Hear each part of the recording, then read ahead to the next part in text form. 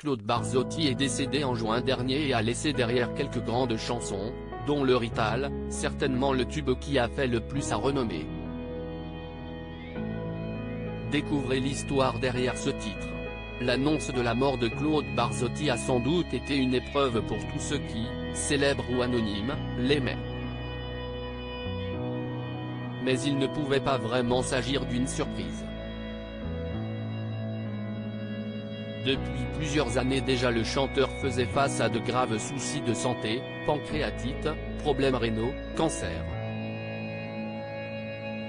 Toutes ces affections sont sans doute à mettre sur sa longue addiction à l'alcool dont il avait fini par se débarrasser, reconnaissant avoir parfois bu jusqu'à 7 bouteilles de whisky par jour. En 2021, le chanteur de 67 ans épuisé, avait pris une décision radicale, se retirer de la chanson, trouvant du réconfort auprès de ses filles Vanessa et Sarah et de ses 3 petites filles. J'ai toujours été dingue d'elles. Je les aime très fort, encore plus depuis que j'ai des problèmes de santé, car elles me prouvent que je peux compter sur elles quoi qu'il arrive, avait-il tendrement déclaré à leur sujet.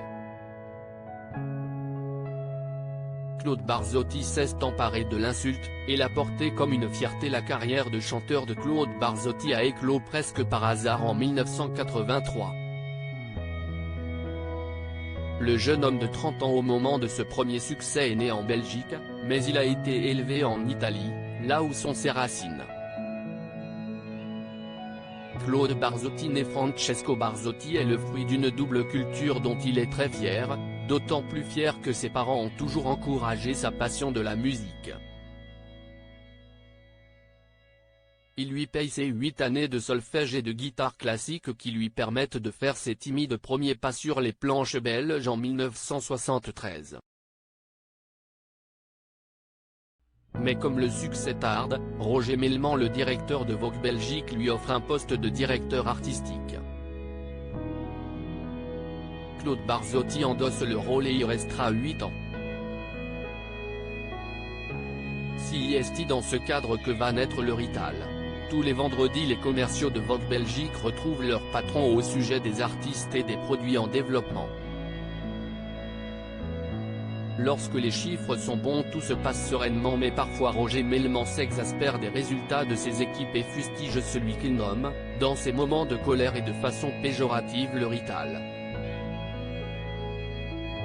Un comportement désagréable qui finit par donner l'idée à Barzotti de célébrer ses origines, ses cheveux couleur corbeau, les amours de Vérone ou les filles de Napoli et ses yeux délavés par les pluies de nos automnes.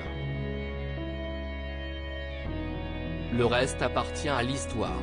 En 1981, les producteurs de la danse des canards découvrent par hasard un disque de Claude Barzotti et tombent sous le charme de son léger accent et de sa voix éraillée.